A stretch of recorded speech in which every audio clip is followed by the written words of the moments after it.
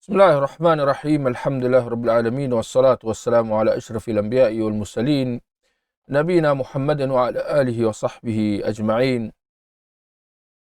Ikhwah, tuan-tuan dan puan-puan, muslimin muslimat yang dikasihi, bertemu kita dalam segmen khas membaca kitab himpunan risalah akidah Syekh Muhammad bin Abdul Wahhab At-Tamimi rahimahullah. Risalah beliau berjudul Al-Usul Ats-Tsalatsah wa Adillatuha, dasar utama ajaran Islam. Dan sebelum ini kita telah pun membahaskan dasar pertama, iaitu mengenal Allah. Kemudian dasar kedua, mengenal agama Islam yang tertumpu kepada memahami 5 rukun Islam, kemudian 6 rukun iman. Maka seterusnya kita lihat di muka surat 22, kita melihat di muka surat 22 perbahasan mengenai perincian yang ketiga atau tingkatan yang ketiga, iaitu ihsan. Mengenal ihsan. Apakah yang dimaksudkan dengan ihsan? Maka kita lihat kata penulis Syekh Muhammad, ihsan iaitu kamu beribadah kepada Allah seolah-olah kamu melihatnya, dan jika kamu tidak boleh melihatnya, maka ketahuilah sesungguhnya dia melihat kamu. Kita perhatikan definisi ihsan yang dikemukakan oleh Syekh Muhammad, yang mana hakikatnya telah diberikan sendiri oleh Rasulullah sallallahu alaihi wasallam, sebagaimana dalam hadis yang akan kita bacakan nanti. Ihsan dari sudut bahasa membawa maksud berbuat baik. Berbuat baik kepada yang lain. Maka sekiranya kita berbuat baik dengan sesama makhluk, dengan sesama manusia, maka sama ada kita berbuat baik dengan harta, dengan kedudukan, dengan ilmu, dengan jasmani, yakni dengan anggota kita membantu. Adapun berbuat baik dengan Allah Subhanahu wa taala, maka ianya tidak lain dan tidak bukan dengan kita beribadah kepadanya dengan ikhlas dan ittiba', iaitu melaksanakan ibadah itu sesuai dengan contoh Nabi sallallahu alaihi wasallam. Itu dari segi bahasanya. Maksud ihsan iaitu berbuat baik. Tetapi dalam definisi ihsan yang telah kita bacakan tadi, ihsan ialah beribadah kepada Allah. Beribadah kepada Allah seolah-olah melihatnya. Jika tidak, maka yakinlah bahawa Allah melihat kita.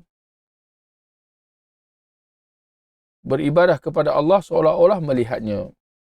Jika tidak, maka kita yakin bahawa Allah melihat kita. Itu adalah definisi ihsan. Dan penulis Syekh Muhammad, seperti mana metode yang beliau gunakan dalam risalah-risalah beliau ini, tiada kenyataan yang dibawakan oleh beliau, melainkan beliau mengemukakan dalil-dalilnya. Maka kita lihat, kata beliau, dalilnya ialah firman Allah Subhanahu wa taala, innallaha ma'al ladzina taqaw wal ladzina hum muhsinun. Sesungguhnya Allah bersama mereka yang bertakwa dan mereka yang berbuat baik. Surah An-Nahl ayat 128. Yang dimaksudkan ialah perkataan di akhir ayat itu, walladzina hum muhsinun. Sesungguhnya Allah bersama dengan orang yang bertakwa dan mereka yang mereka saya ingat ada typo dalam terjemahan di situ. Sesungguhnya Allah bersama mereka yang bertakwa dan dan bukan yang, dan mereka yang berbuat ihsan. Ini perkataan ihsan. Allah bersama dengan orang yang muhsin, orang yang berbuat ihsan, iaitu perkataan ihsan yang sedang kita bahaskan di sini. Allah bersama dengan orang-orang yang berbuat ihsan, berbuat kebaikan secara amnya, atau golongan muhsinin, secara khasnya. Kemudian dalam ayat lain Allah mengatakan wa tawakkal 'alal 'azizir rahim alladhi yaraka hina taqum wa taqallubaka fis sajidin innahu huwas samiul alim. Dan bertakwalah kepada yang maha perkasa lagi maha penyayang, yang melihat kamu semasa kamu berdiri dan pergerakan kamu bersama orang-orang yang sujud. Sesungguhnya Allah maha mendengar lagi maha mengetahui. Surah Asy-Syu'ara ayat 217 hingga 220. Di manakah petunjuk dalil dalam ayat ini? Petunjuk dalilnya kita kata secara tersirat dalam maknanya, iaitu firman Allah allazi yaraka hina taqum, yang melihat kamu ketika mana kamu berdiri, yakni berdiri mengerjakan solat, dan pergerakan kamu bersama dengan orang-orang yang sujud. Berdiri dan sujud ini semua antara rukun-rukun dalam solat. Maka kenyataan bahawa Allah melihat hambanya semasa dia solat, maka itu sebahagian daripada erti ihsan, menyembah Allah seolah-olah melihatnya. Maka jika tidak, maka kita yakin bahawa Allah melihat kita, termasuklah ketika mana kita melaksanakan solat. Kemudian Allah menegaskan sesungguhnya dia maha mendengar lagi maha mengetahui. Dan itu adalah sebahagian daripada manifestasi ihsan, bahawa kita yakin bahawa Allah sentiasa melihat kita. Dia mendengar lagi mengetahui segala apa tindak tanduk yang kita lakukan. Demikian dalil yang berikutnya, wa ma takunu fi sya'nin wa ma tatlu minhu min Qur'anin wa la ta'maluna min 'amalin illa kunna 'alaikum syuhuda idh tufiduna fih. Tidaklah kamu berada dalam suatu keadaan dan tidaklah kamu membaca sebahagian daripada Al-Quran dan tidaklah kamu mengerjakan suatu pekerjaan melainkan kami, yakni Allah, menjadi saksi ke atas kamu ketika kamu melakukannya. Jadi mana petunjuk dalilnya? Iaitu firman Allah, melainkan kami menjadi saksi ke atas kamu. Ini melainkan kami memerhatikan segala apa yang kamu lakukan. Dan orang yang meyakini perkara ini, orang yang meyakini bahawa segala tindak tanduknya diperhatikan oleh Allah Subhanahu Wa Taala, maka dia termasuklah dalam kalangan orang-orang yang ihsan, golongan muhsinin, orang-orang yang telah mencapai tingkatan ihsan. Dalam ayat-ayat lain, sebelum kita teruskan bacaan, dalam ayat-ayat lain Allah Subhanahu Wa Taala mengatakan lilladzina ahsanul husna wa ziyadah, bagi mereka yang berlaku baik, bagi mereka yang berlaku ihsan, maka mereka mendapat kebaikan serta tambahannya. Bagi mereka yang berbuat baik, Yani mereka yang berbuat ihsan, berlaku ihsan, bagi mereka yang mempunyai sifat ihsan, ya, maka mereka mendapat kebaikan, mereka mendapat balasan ihsan, wa ziyadah, kata Allah, serta tambahannya. Apakah yang dimaksudkan dengan ayat ini dalam surah Yunus ayat 26? Ternyata tafsirannya telah dikemukakan oleh Nabi SAW, di mana baginda bersabda dalam hadis yang diriwayatkan oleh Muslim, "Idza dakhala ahlul jannah al-jannah." Apabila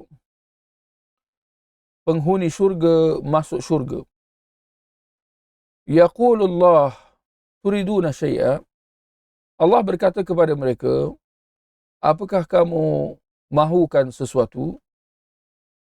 Azidukum, mahukah kamu sesuatu untuk aku tambah? Fayaqulun alam tabyadda wujuhana. Mereka membalas, tidakkah engkau ya Allah telah membuatkan wajah kami berseri-seri? Alam tudkhulna al-jannah wa tunjina minan nar. Tidakkah engkau ya Allah telah memasukkan kami ke dalam syurga dan menyelamatkan kami daripada api neraka? Maka ya, dengan kata lain, ya Allah, sesungguhnya engkau telah memberikan kami sebesar-besar nikmat. Sesungguhnya engkau telah memberikan segala apa yang kami inginkan dengan memasukkan kami ke dalam syurga serta menyelamatkan kami daripada api neraka. Itu adalah kebaikan yang sebesar-besarnya. Sepertinya tidak ada kebaikan yang lebih besar daripada itu. Ya. Fayakshiful hijab fama a'tawu syai'an ahabbu ilaihim minan nazar ila rabbihim. Lalu tak semena-mena hijab tersingkap. Dan ketika itu tiadalah sesuatu yang lebih mereka cintai, tidaklah sesuatu yang telah diberikan kepada mereka yang lebih mereka cintai daripada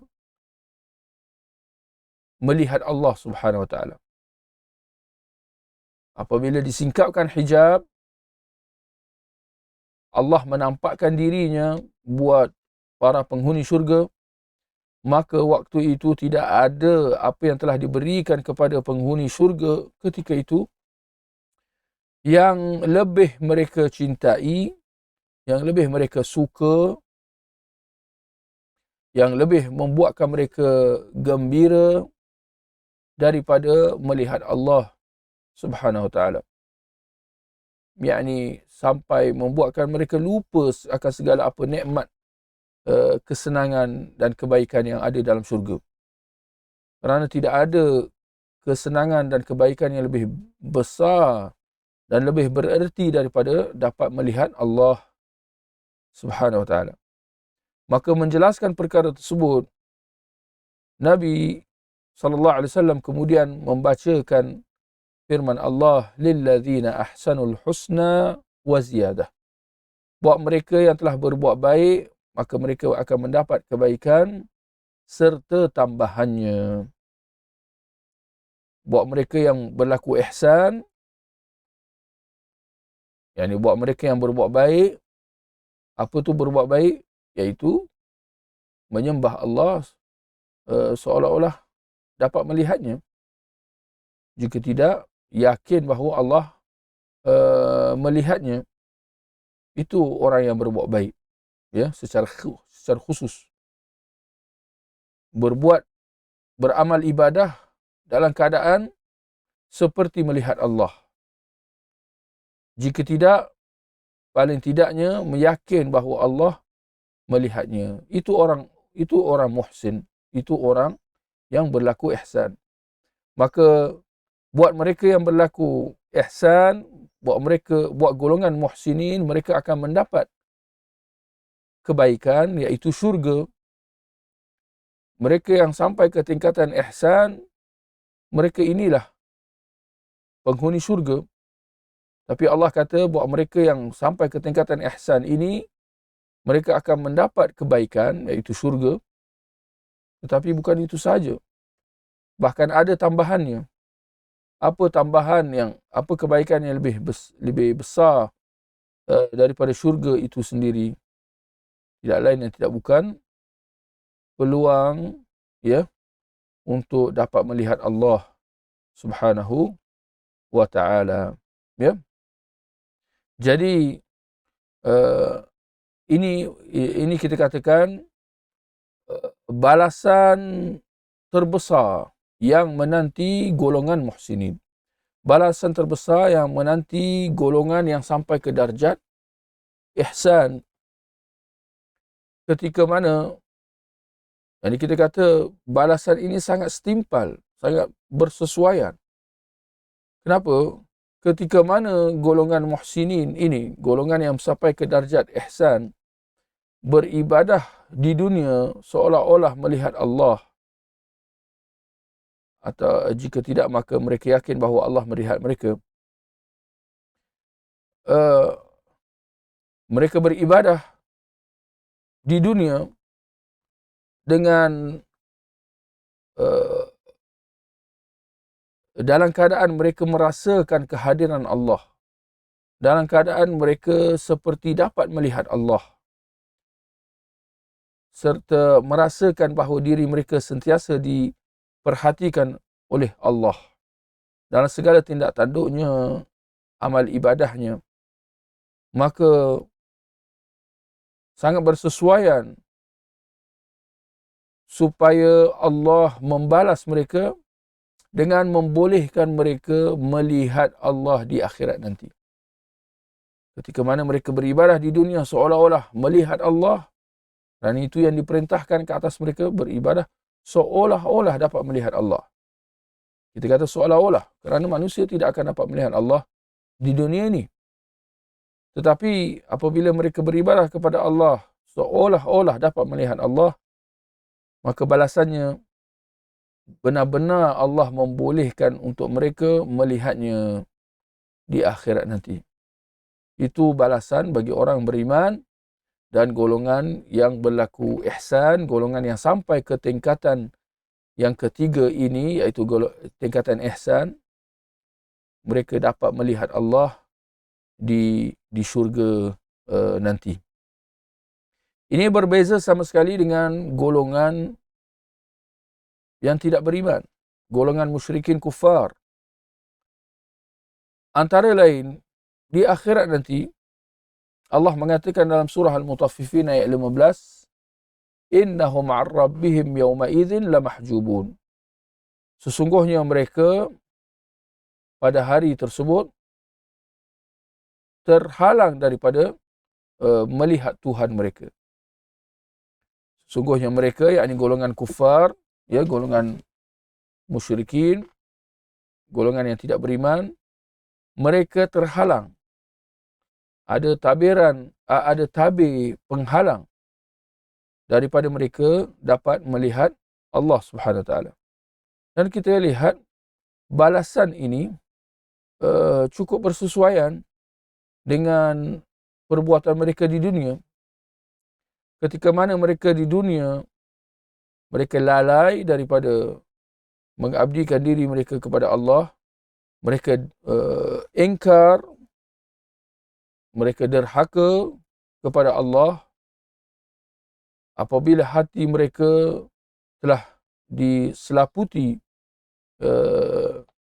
serta ditutup dengan dosa-dosa dan noda-noda, sehingga hati mereka sangat jauh daripada Allah, tidak memikirkan tentang Allah, tidak merasakan kehadiran Allah, tidak memerhatikan perintah, suruhan dan larangan Allah Subhanahu Wa Taala, maka balasannya mereka dihalang mereka terhalang daripada melihat Allah Subhanahu Wa Taala di akhirat. Ini balasan yang sangat bersesuaian dengan sifat mereka. Berbanding dengan golongan yang beriman tadi. Apabila hati mereka merasakan kehadiran Allah, seperti dapat melihat Allah, yakin bahawa Allah melihatnya, maka Allah membalas mereka dengan mereka benar-benar diberikan peluang untuk melihat Allah di akhirat. Berbanding dengan orang-orang kafir yang hati mereka jauh daripada Allah, tidak memikirkan tentang Allah, tidak merasakan kehadiran Allah sama sekali. Ya.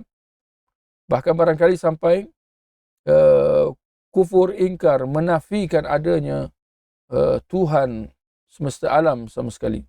Maka balasannya mereka dihalang daripada melihat Allah Subhanahu Wa Taala. Ya. Kemudian tuan-tuan dan puan-puan, kata Syekh Muhammad At-Tamimi rahimahullah, dalil daripada as-sunnah pula, yakni dalil mengenai tingkatan ketiga ihsan ini, ialah hadis Jibril yang masyhur. Yani hadis Jibril. Hadis Jibril yang masyhur, yang turut dimuatkan oleh Imam An-Nawawi rahimahullah dalam kitab beliau hadis 40. Ya. Dalam hadis beliau yang kedua. Hadis kedua dalam buku hadis 40. Hadis Jibril yang dan diriwayatkan oleh Umar Al-Khattab. Ini antara hadis yang dan diriwayatkan oleh khalifah yang kedua, Umar bin Al-Khattab radhiyallahu anhu. Antara hadis-hadis yang boleh dihitung dengan jari, yang diriwayatkan oleh sahabat besar Umar Al-Khattab radhiyallahu anhu, di mana beliau berkata, "Bainama nahnu julusun 'inda Rasulillah sallallahu alaihi wasallam ذات يوم إذ طلع علينا رجل شديد بياض الثياب شديد سواد الشعر لا يرى عليه أثر السفر ولا يعرفه منا أحد حتى جلس إلى النبي صلى الله عليه وسلم فأسند ركبتيه إلى ركبتيه ووضع كفيه على فخذيه وقال يا محمد أخبرني عن الإسلام فقال رسول الله صلى الله عليه وسلم الإسلام أن تشهد أن لا إله إلا الله وأن محمد رسول الله وتقيم الصلاة وتؤتي الزكاة وتصوم رمضان وتحج البيت إن استطعت إليه سبيلا. قال صدقت. فعجبنا له يسأله ويصدقه. قال فأخبرني عن الإيمان. قال أن تؤمن بالله وملائكته وكتبه ورسله واليوم الآخر وتؤمن بالقدر خيره وشره. قال صدقت. قال فأخبرني عن الإحسان. قال أن تعبد الله كأنك تراه فإن لم تكن تراه فإنه يراك. Ini bahagian hadis yang dimaksudkan oleh penulis apabila beliau membawakan hadis Jibril ini. Ya. فأخبرني عن الإحسان. قال أن تعبد الله كأنك تراه فإن لم تكن تراه فإنه يراك. قال فأخبرني عن الساعة. قال ما المسؤول عنها بأعلم من السائل. قال فأخبرني عن أماراتها. قال أن تلد الأمة ربتها وأن ترى الحفاة العراة العالة رعاء الشاء يتطاولون في البنيان. ثم انطلق فلبثت مليا ثم قال يا عمر أتدري من السائل؟ قلت الله ورسوله أعلم. قال إنه جبريل أتاكم يعلمكم دينكم. Pada suatu hari ketika kami duduk di sisi Rasulullah sallallahu alaihi wasallam, tiba-tiba datang seorang lelaki yang sangat putih pakaiannya dan sangat hitam rambutnya, tidak kelihatan padanya tanda perjalanan jauh dan tidak ada seorang pun di antara kami yang mengenalinya. Sehinggalah dia duduk di hadapan Nabi sallallahu alaihi wasallam, lalu merapatkan kedua lututnya kepada lutut baginda, lalu baginda berkata, wahai Muhammad, ceritakan kepada aku mengenai Islam. Rasulullah SAW pun berkata, Islam ialah kamu bersaksi bahawa tiada sembahan kecuali Allah dan Muhammad adalah pesuruh Allah. Engkau mendirikan solat, menunaikan zakat, berpuasa di bulan Ramadan dan menunaikan haji sekiranya mampu. Kemudian dia berkata, anda berkata benar. Yani laki itu membalas sedemikian kepada Rasulullah. Engkau berkata benar. Maka Umar mengatakan, kami hairan. Dia yang bertanya, dia pula yang membenarkannya. Yani biasanya orang yang bertanya ni, dia bertanya kerana dia tak tahu. Macam mana pula ya lelaki ni boleh kata membalas kepada Rasulullah bahawa Rasulullah berkata benar. Ya? Dan para sahabat akan berkata sedemikian kepada Rasulullah jika baginda memberi jawapan kepada suatu soalan.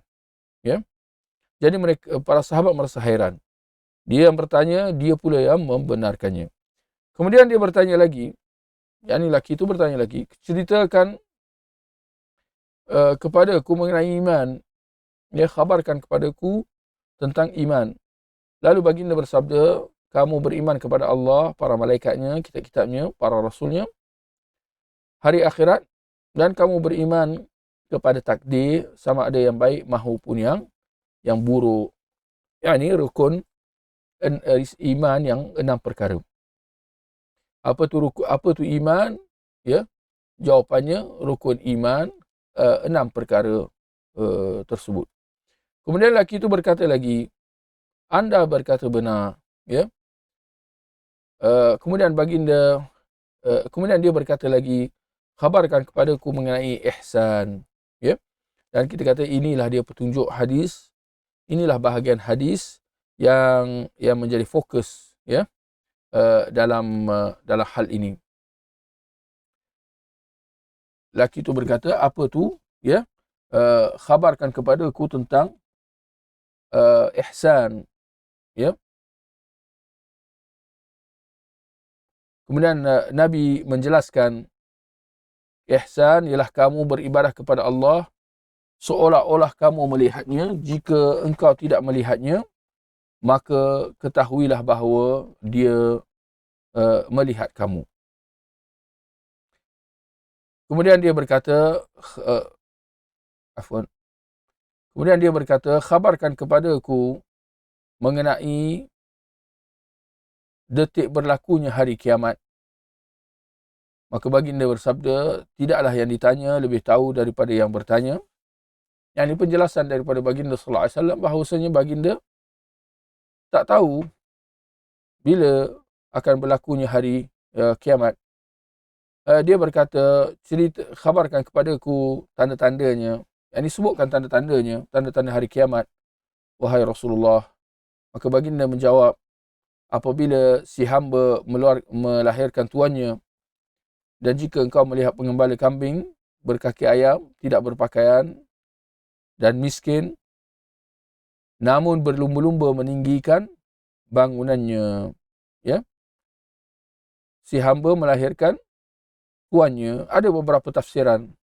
Antaranya ialah banyaknya berlaku penderhakaan. Anak derhaka dengan orang tua sampai menjadikan orang tua seperti hambanya, ya, dengan mengherdik, ya, dengan meninggi suara, memaki hamun dan sebagainya. Manakala pengembala kambing berkaki ayam, tidak berpakaian dan miskin. Tidak berpakaian di sini, ini pakaian dia tak sempurna lah, cumpang-camping kerana kemiskinan. Ya. Pengembala kambing, yakni orang kampung, ya, orang yang kurang pendidikan dan sebagainya, ya, kurang harta, orang miskin, orang susah, tapi berlumba-lumba meninggikan bangunan. Yakni betapa cepatnya keadaan mereka berubah daripada kemiskinan, mereka menjadi kaya, daripada tidak berpendidikan mereka jadi, ya, pandai, ya, sehingga mampu untuk meninggikan bangunan. Keadaannya seperti mana yang kita lihat pada hari ini. Ya. Mana kalau datuk moyang kita dahulu, rata-ratanya mereka semua tinggal di kampung. Pada hari ini, ya, rata-rata semua berpindah untuk tinggal di kota raya, bandaraya besar, ya. Dan mereka meninggikan bangunan seperti mana yang kita lihat di ibu negara tanah air, ibu negara kita dan di tempat-tempat lain sama saja, ya. Kalau ibu negara saja kita akan melihat bangunan-bangunan pencakar langit. Kemudian orang itu berlalu pergi dan aku membisu, ya, aku terdiam beberapa lama. Lalu baginda Rasulullah bertanya, "Wahai Umar, tahukah kamu siapakah yang bertanya itu?" Aku berkata, "Allah dan Rasulnya lebih tahu." Baginda menjelaskan, "Dialah Jibril yang datang kepada kalian untuk mengajarkan agama kalian." Yani ternyata bahawa yang datang bertanya itu ialah malaikat Jibril, ya. Dan melalui soalan-soalan yang diajukannya, ya,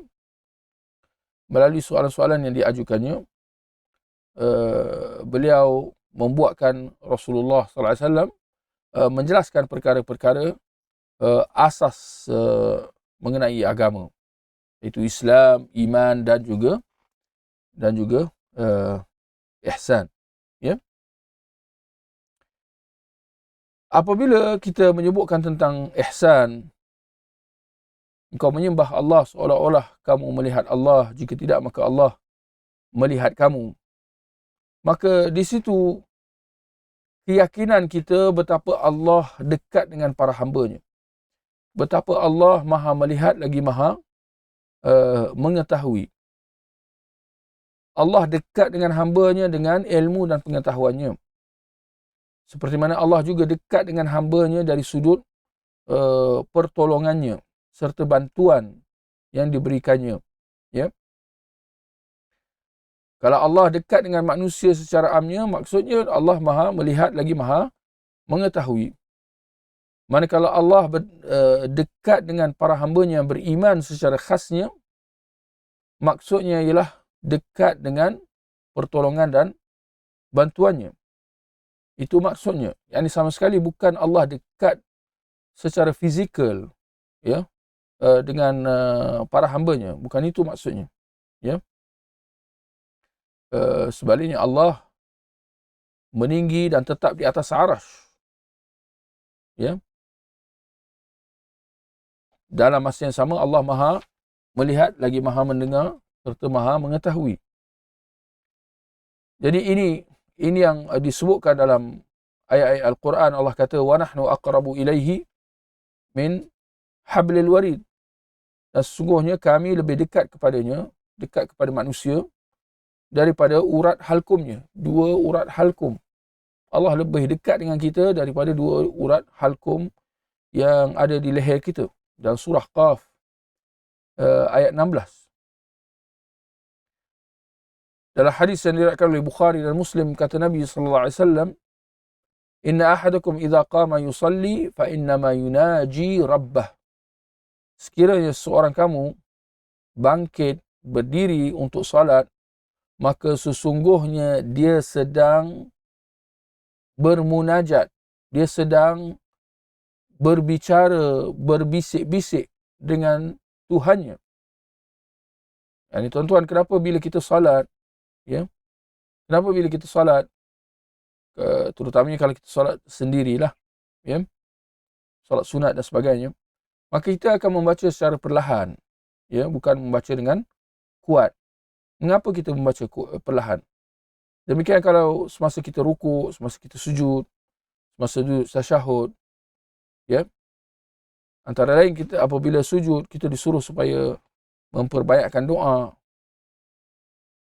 Dan kita akan membaca zikir-zikir dan doa-doa ini secara perlahan. Ya, apabila kita solat bersendirian, apabila kita rukuk, sujud, kita akan baca secara perlahan. Tidak lain dan tidak bukan kerana keyakinan kita bahawa Allah Maha dekat. Yani dekat dengan ilmu dan pengetahuannya. Allah Maha melihat segala apa yang kita buat. Justru tak perlu untuk kita nak menjerit-jerit supaya Allah dengar. Kerana kita yakin bahawa Allah Maha mendengar. Ya. Sekalipun dia di atas arasy, tapi kita yakin bahawa dia Maha mendengar. Dan ini semua terangkum dalam erti kata ihsan. Ya. Dalam hadis yang diriwayatkan oleh Bukhari dan Muslim, Inna Allah qibala wajhihi idza shalla. Sesungguhnya Allah di hadapan seseorang itu apabila dia salat. Sesungguhnya Allah di hadapan seseorang itu ketika dia salat. Yani bila kita salat, hendaklah kita merasakan kehadiran Allah. Seperti mana tuntutan ihsan secara amnya. Maka demikian dituntut supaya kita merasakan kehadiran Allah dalam salat kita secara khasnya. Dalam hadis yang lain kata Nabi sallallahu alaihi wasallam, aqrabu ma yakunu al-'abdu li rabbih wa huwa sajid. Sehampir-hampir seorang hamba itu dengan Tuhannya, dengan Allah, ialah apabila dia berada dalam keadaan sujud. Bila kita dalam keadaan sujud, maka itu adalah keadaan di mana kita paling hampir dengan Allah Subhanahu wa taala. Yani hendaklah kita merasakan kehadiran Allah ketika itu secara khasnya. Dan Allah Maha melihat dan Maha mendengar dan mengetahui keadaan kita semasa kita sujud. Mendengar dan tahu isi doa yang kita panjatkan. Maka nak kata sama sekali nas-nas yang telah kita bacakan tadi tidak membawa erti bahawa Allah wujud dengan zatnya dekat dengan kita atau dalam diri kita. Ya. Sama sekali bukan itu maksudnya bahawa Allah menjelma dalam diri kita, Allah ada dalam diri kita dan sebagainya. Bukan itu maksudnya. Bahkan ini adalah fahaman yang batil, seperti mana fahaman wahdatul wujud, kesatuan Allah dalam manusia, Allah bersatu, Allah menjelma dalam diri manusia dan sebagainya. Ini fahaman kufur bahkan, ya, bahkan batil. Bukan itu maksud ihsan. Seperti mana juga bukan itu tafsiran nas-nas Al-Quran dan hadis yang telah kita bacakan tadi. Sebaliknya maksudnya ialah bahawa Allah dekat dengan hamba-Nya, dekat dengan ilmu dan pengetahuannya secara amnya. Dan dia dekat dengan memberikan pertolongan serta bantuannya kepada para hamba-Nya yang beriman dan golongan muhsinin.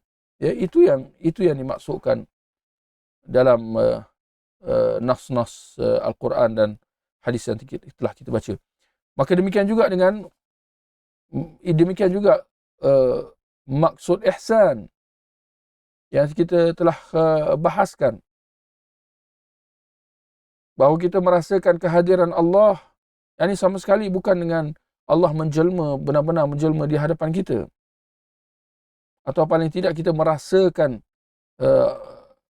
kita beriman bahawa Allah melihat kita. Bukan kerana Allah menjelma di hadapan kita, Allah datang duduk di samping kita dan sebagainya. Bukan itu maksud ihsan. Sebaliknya, maksudnya ialah Allah Maha melihat lagi Maha mendengar serta Maha mengetahui segala apa yang kita lakukan. Ya, justru dengan keyakinan ini, maka dia menimbulkan rasa khusyuk dalam diri kita, rasa tunduk. Bila kita ada keyakinan seperti itu, maka dia akan menimbulkan rasa takut dengan Allah, rasa ta'zim, mengagungkan Allah, rasa membesarkan Allah.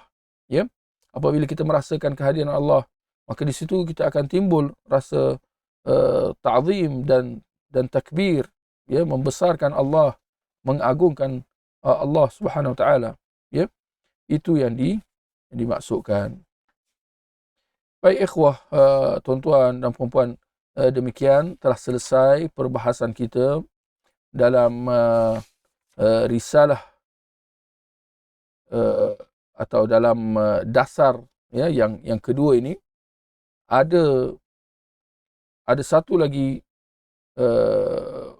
bahagian dalam risalah Usul Thalathah ini yang belum kita bahaskan, dan insyaallah kita akan bahaskan dalam kuliah yang seterusnya, iaitu mengenai dasar yang ketiga, dasar ketiga mengenal Nabi Muhammad sallallahu alaihi wasallam, insyaallah, mudah-mudahan. Subhanakallahumma wa bihamdika asyhadu an la ilaha illa anta astaghfiruka wa atubu ilaik. Wassallallahu ala nabiyina Muhammad wa ala alihi wa sahbihi ajma'in. Wassalamu alaikum warahmatullahi wabarakatuh.